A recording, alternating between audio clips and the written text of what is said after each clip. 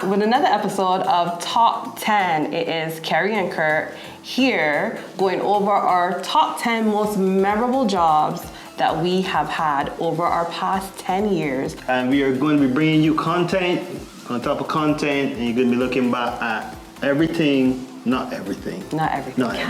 Can't show you everything. Some things that we have done that have brought us to this point of our 10 years in existence. Yeah. And this one, so this one's an interesting one, y'all, because this one happened during COVID. It did. Yes. It did happen during COVID. There's a lot of memorable stuff going to happen right now. Wow. This one was Royal Caribbean Cruises.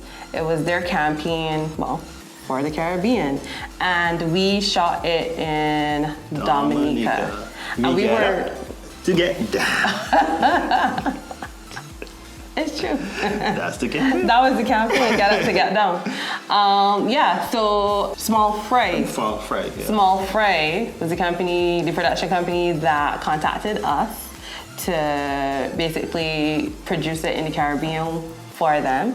And that the producer of that was Larry Gold. Yeah. So big up Larry. Yeah. We love. Love you, Larry. And it was actually the person who actually, put us in contact with Larry, to tell you the truth, that was John. Oh yeah. John McWhirter. Oh yeah. So first, big up John. John. Props to John, because John is really and truly 30 degrees in our family. Yeah, John basically. Right here. He's right in the midst of Carrie and Kurt. John is right here.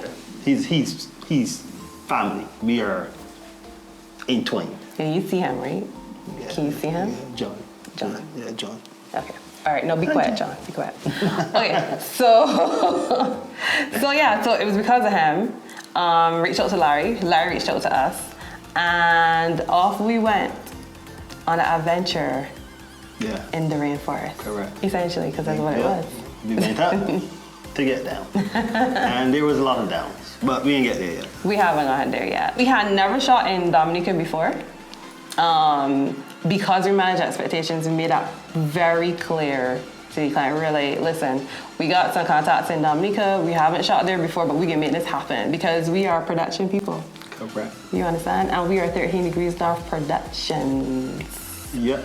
Right? So off to Dominica we went. Off to Dominica we went with the help of Michael Leaf. Yeah. So big up Michael. All day. Every day. And also helping us with Nicole Morrison. So also they are our go-tos in Dominica. They're our Dominican. They're 13 degrees now. Yeah, in Dominica. Basically. Basically. They are our people, they're our family. And off we went to do a location scope. And I think we met John.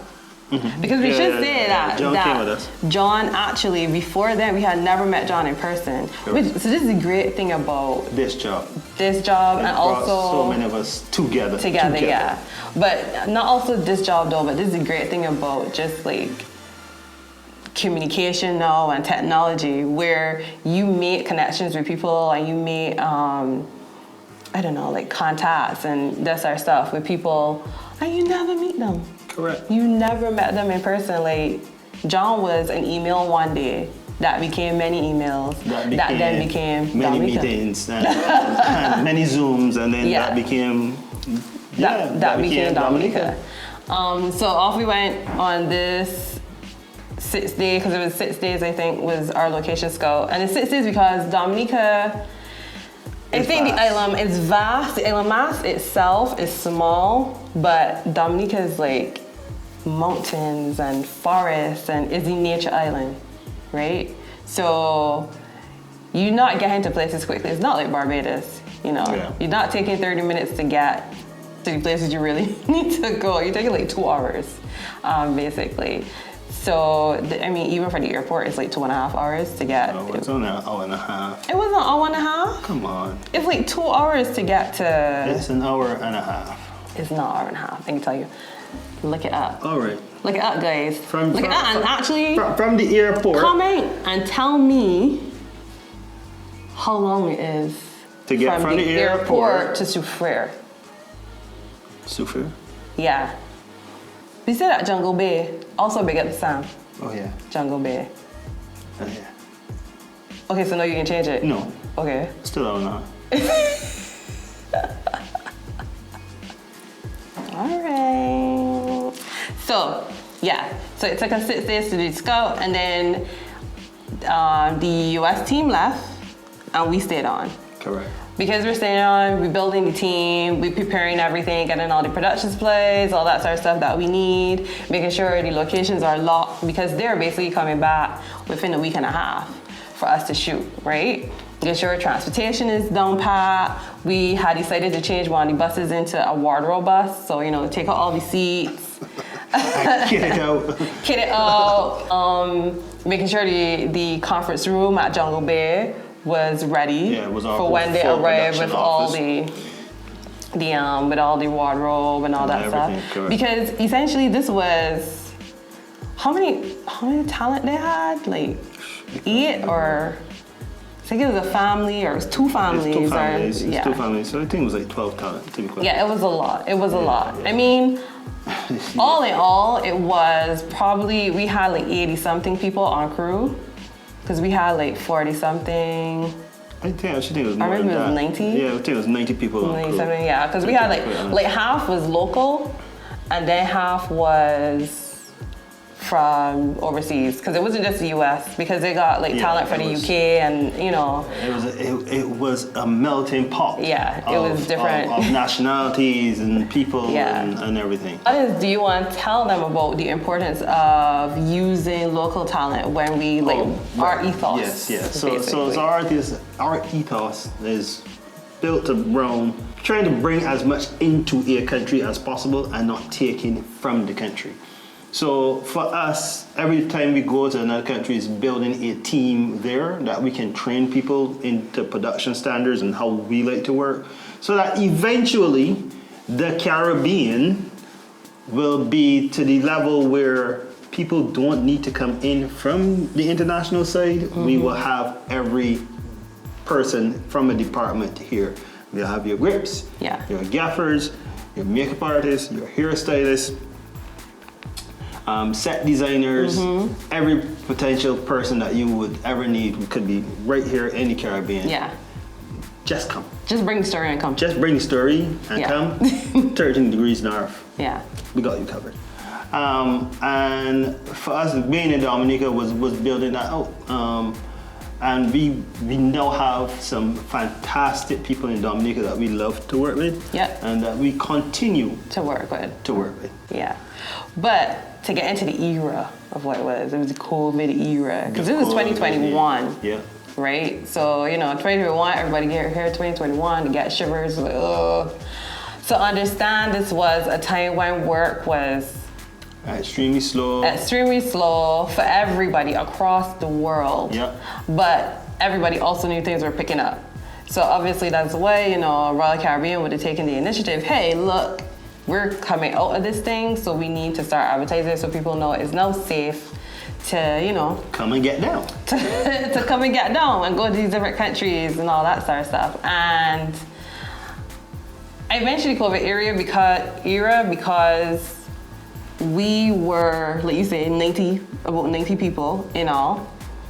And that means we had to get tested we were tested every 3 days? Yeah, we were tested every 3 days. Yeah, we had to get tested every 3 days. So we were tested leaving the island, we were tested arriving into Dominica, we were tested, I think 3 days after we arrived or something like that.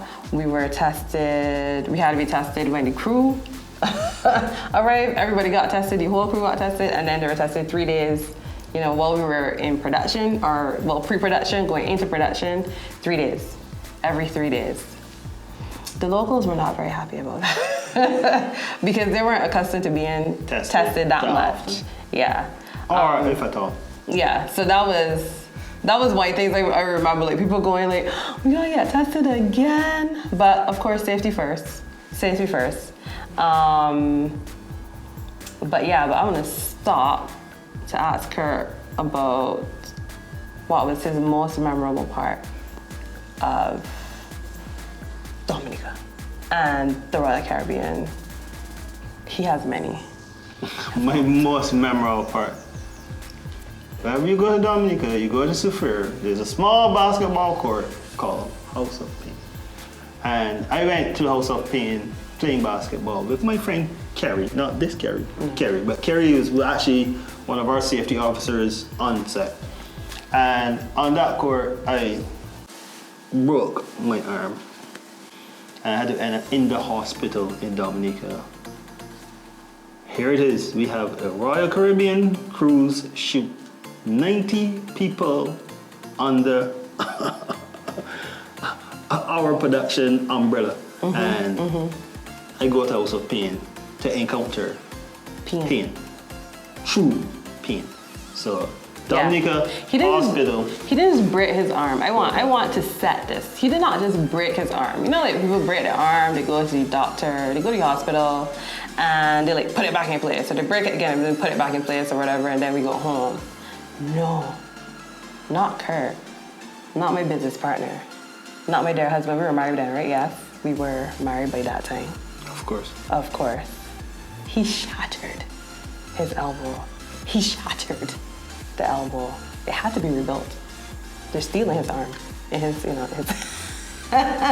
He was like, I'm going big or I'm going home. I'm gonna do it right before these people are supposed to come.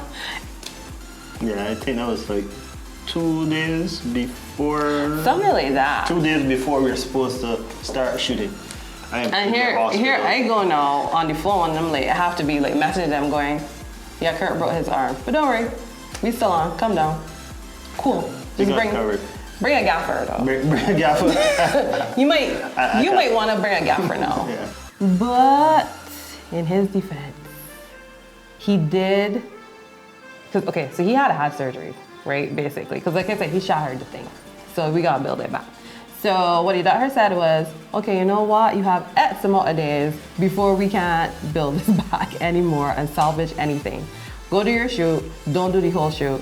Come back into the hospital to do this, to do surgery. Essentially, one of the best born doctors in. Dr. Julian, one of the best born doctors. And again, props and big up to Sam for sending Dr. Julian or sending us to Dr. Julian. So yeah, so we did the shoot. Everybody came on. The guys, I remember, like making mad fun at you for breaking your arm, essentially. But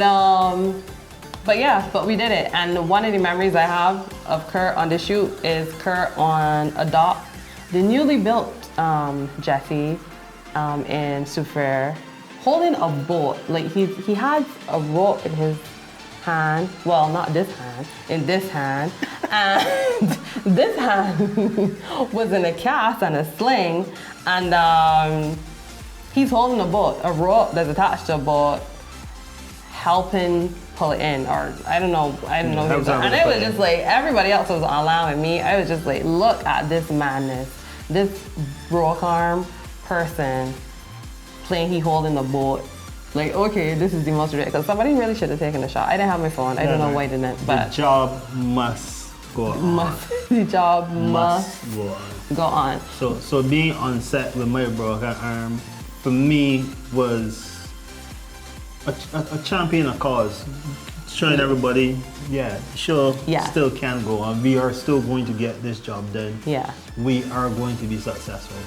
The good thing about Soufriere now is having a broken arm in Soufriere at that point in time and not being a national of Dominica, like everybody knew. Yeah. Everybody knew. He was the guy that brought, he's the guy that brought his arm. He's the guy that's not from here. He's the guy from the shoot that broke his arm. He's the Beijing guy that broke his arm. It's like, bro, you hear a broken arm, it had to be him. Like, if anybody's talking about a man with a broken arm, it had to be him. But the shoot, it went superbly. I think the team we built in Dominica was a really good team. And they delivered. There were some, obviously, there are learning curves everywhere, but they delivered, and we got to shoot at some really beautiful places. Dominica is one of my favorite places to shoot. Yes, you have to be in a vehicle for 2 hours, 1.5, whatever. But For a period of time. for a period of time. But once you get to the location, the locations are beautiful. Dominica is giving, like the young people say, right? Yeah. That's what young people say. Okay, yeah, it's giving. No, coming out of that shoot, however, there was a sad memory that we have. We made a very, very good friend in the DP who was on that shoot. Still touches me. DP and director, he was. DP and director still touches me to this day. Russell Brownlee. Yeah, Russell Brownlee. We had plans. We had plans to take over the world. We did have plans, and but he actually used to like reach out with different shoots that like he be working on, or he would have his production companies like that would represent him, reach out to us to like quote on productions happening in the Caribbean, so he could work with us again. We became very good friends and very close, and it saddens me of his passing, but he's in a better place. Yeah. And the memories are great. The memories are Russell. So, okay. So this, when we decided to do top 10 and we had chosen this shoot, I said I must talk about this because I remember Russell for this. And remember in a previous top 10, I'll tell y'all about other times where people said they were in love with Kurt. Russell, so we were on the beach. It was the end of a shoot. Some shoot day. It had to be shoot day one, to tell you the truth, because Kurt wasn't there for all the shoot days. He had to be in the hospital. So, it was the end of the shoot. It was the beach, so it was in Chauffeur, so it had to be the same day you were holding the boat, basically. And, you know, like, they have built such a, like, rapport and, like, camaraderie and a friendship in such a short space of time, which is what production does in any case, right? And Russell was on the beach with me, and he said, Carrie, I just want you to know I have a crush on your husband. And I was like, that's totally fine because he has a crush on you too, and I think you two, y'all should get together. And he was like, I mean, you know, I have a crush on you too. I was like, no, leave me out of it. I know you love me, but I know like your thing with him is totally different because they really, really bonded. Again, over the short space of time that they had known each other. So, and I love the fact that Russell was, you know, open to, you know, to say like, this is my dude. You know, like, this is my dude. And he was really like, he was a really great spirit. He was a really great spirit. I think his passing like took everybody out for a while, like everybody. And that's just to say what a great spirit he was. Like, it took us out for a while. But yeah. For sure. He would truly be missed. He would truly be missed. It's a great day. So yeah, with that said, see you in the next episode of Top 10. That one in memory of us. Yep.